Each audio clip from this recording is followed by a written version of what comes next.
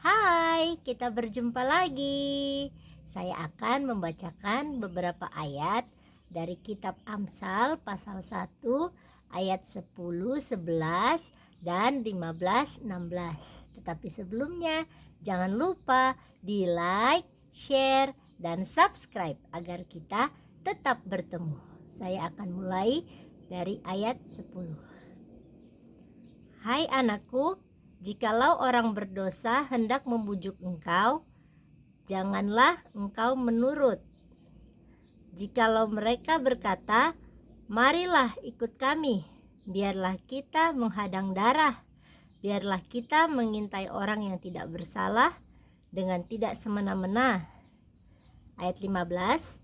Hai anakku, janganlah engkau hidup menurut tingkah laku mereka.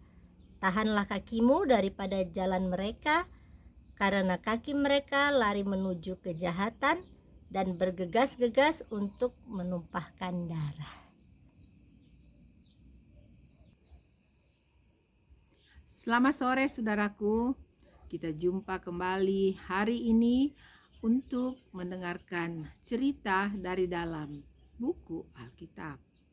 Nah, kembali lagi cerita yang saya akan bacakan pada hari ini masih berada di dalam kitab Imamat.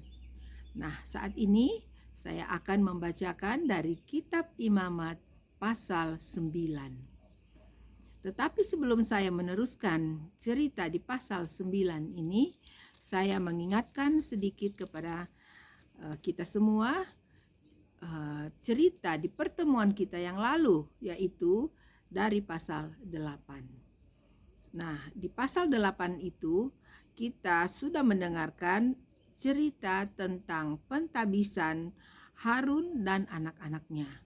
Nah, jadi sebelum mereka menjalani jabatan mereka atau pekerjaan mereka yang suci itu di kemah suci, mereka terlebih dahulu ditabiskan.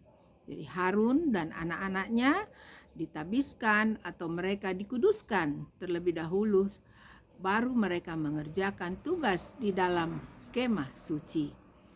Nah, itulah cerita di pasal yang lalu atau di pertemuan kita yang lalu dari pasal 8. Nah, saat ini kita sudah akan mendengarkan kembali cerita di pasal 9. Nah, judul daripada cerita di pasal 9 ini adalah para imam menerima jabatannya. Saya akan membacakannya dari ayat 1. Pada hari yang ke-8, Musa memanggil Harun serta anak-anaknya dan para tua-tua Israel. Lalu berkatalah ia kepada Harun. Nah, saudaraku, kita ingat lagi ya pada cerita kita yang lalu bahwa Harun dan anak-anaknya mereka ditabiskan atau dikuduskan, dan acara pengudusan itu berlaku selama 7 hari atau 1 minggu.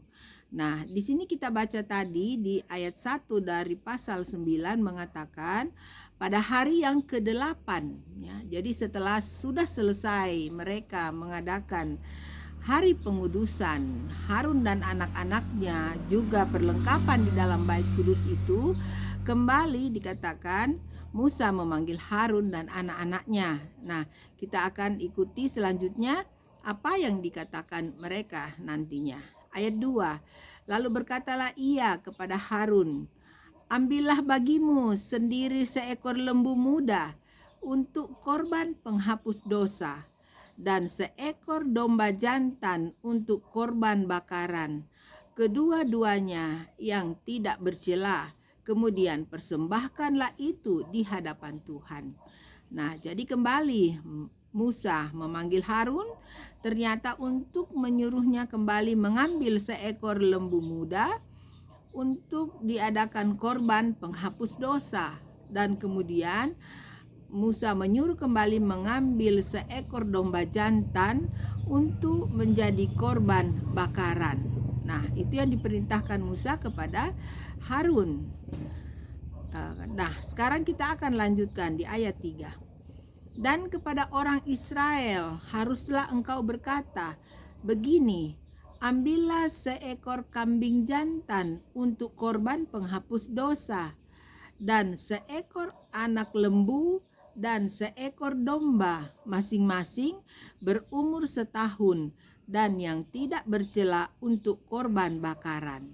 Nah, demikian juga Musa mengatakan kepada Harun, Harun harus menyuruh bangsa Israel juga ya. Jadi mereka juga akan melakukan korban penghapus dosa dan juga korban bakaran seperti yang akan dilakukan oleh Harun dan anak-anaknya. Nah, selanjutnya ayat 4.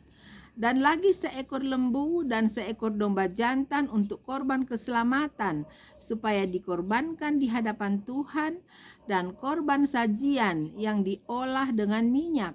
Karena pada hari ini Tuhan akan menampakkan diri kepadamu. Nah, jadi setelah habis mereka berkumpul selama 7 hari itu, pada hari yang ke-8 ini kembali mereka mengadakan korban-korban lagi ya. Nah, jadi seperti kita sudah dengar tadi di atas, mereka mengadakan korban-korban itu, dan itu katanya mereka harus lakukan karena pada hari ini Tuhan akan menampakkan diri kepada Harun. Nah, selanjutnya ayat 5. Kemudian dibawa merekalah apa yang diperintahkan Musa ke kemah pertemuan. Lalu mendekatlah segenap umat itu dan berdiri di hadapan Tuhan. Kata Musa, inilah firman yang diperintahkan Tuhan kamu perbuat, agar kemuliaan Tuhan tampak kepadamu. Kata Musa kepada Harun, datanglah mendekat kepada mezbah, olahlah korban penghapus dosa dan korban bakaranmu, dan adakanlah pendamaian bagimu sendiri dan bagi bangsa itu. Sesudah itu olahlah persembahan bangsa itu dan adakanlah pendamaian bagi mereka seperti yang diperintahkan Tuhan.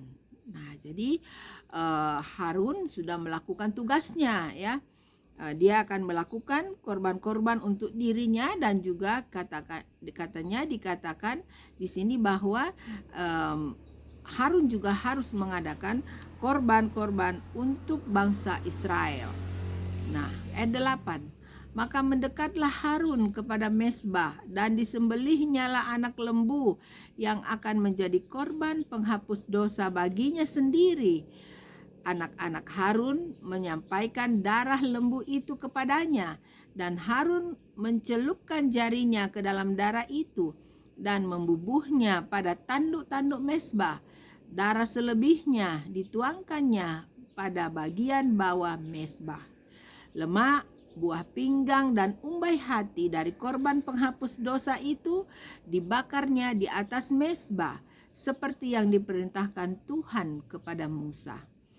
Tetapi daging dan kulitnya dibakarnya habis di luar perkemahan. Kemudian ia menyembelih korban bakaran. Lalu anak-anak Harun menyerahkan darah korban itu kepadanya. Maka Harun menyiramkannya pada mezbah sekelilingnya. Juga diserahkan merekalah kepadanya korban bakaran itu menurut bagian-bagian tertentu, beserta dengan kepalanya. Lalu dibakarnya di atas mezbah. Nah, ayat 14. Isi perut dan betisnya dibasuhnya dan dibakarnya dengan korban bakaran di atas mezbah. Sesudah itu dibawanya persembahan bangsa ke mezbah. Diambilnyalah kambing domba yang akan menjadi korban penghapus dosa yang bagi bangsa itu, lalu disembelihnya dan dipersembahkannya sebagai korban penghapus dosa seperti yang pertama.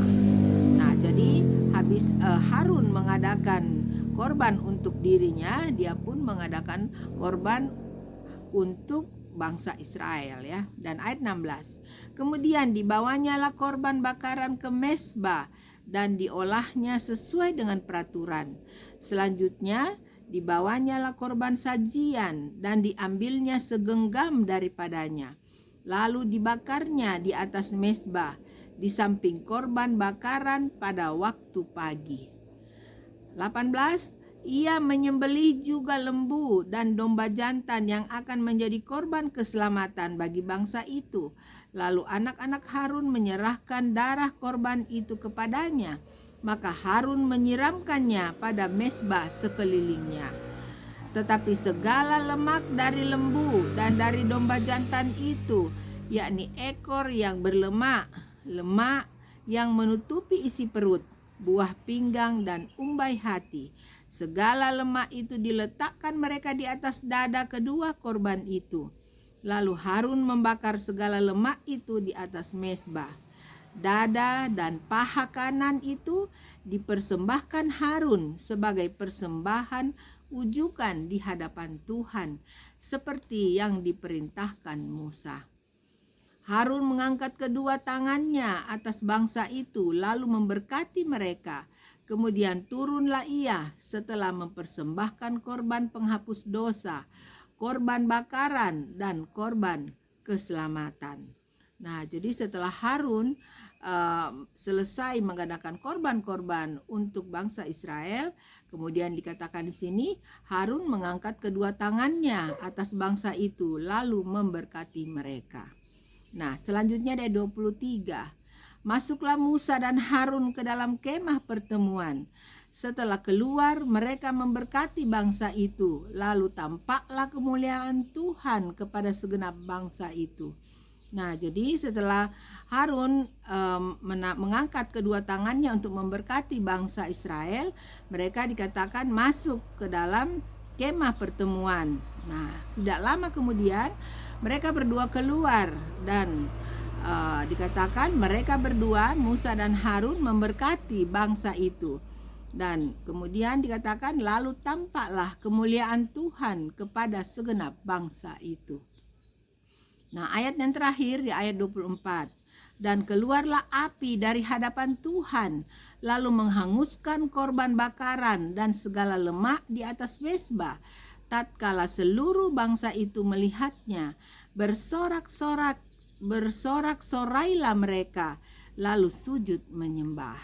Nah, saudaraku, inilah peristiwa ya yang dialami oleh bangsa Israel atau Musa, Harun dan anak-anaknya. Nah, jadi setelah habis selesai 7 hari mereka mengadakan upacara memberkati akan Harun dan anak-anaknya. Kemudian di hari yang ke-8 mereka mengadakan upacara ini ya.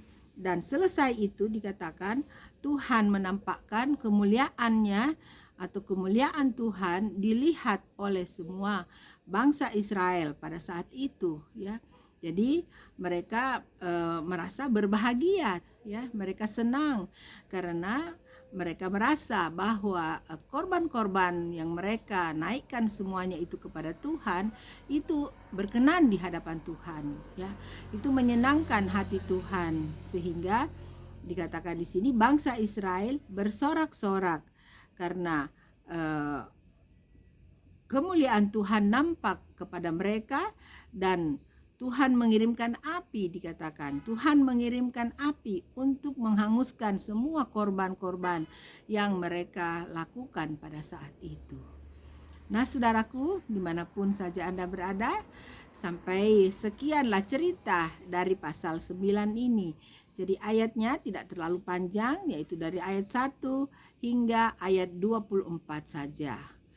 Nah, tentunya kita bersukacita juga bergembira karena bisa mengetahui keadaan atau cerita tentang keadaan bangsa Israel atau umat-umat Tuhan di dalam atau di sepanjang mereka mengadakan perjalanan pada waktu yang lalu ya, dan bagaimana mereka menyembah kepada Tuhan dan Tuhan berkenan kepada mereka. Nah, saudaraku, saya juga bersyukur karena bisa mengetahui cerita ini ya.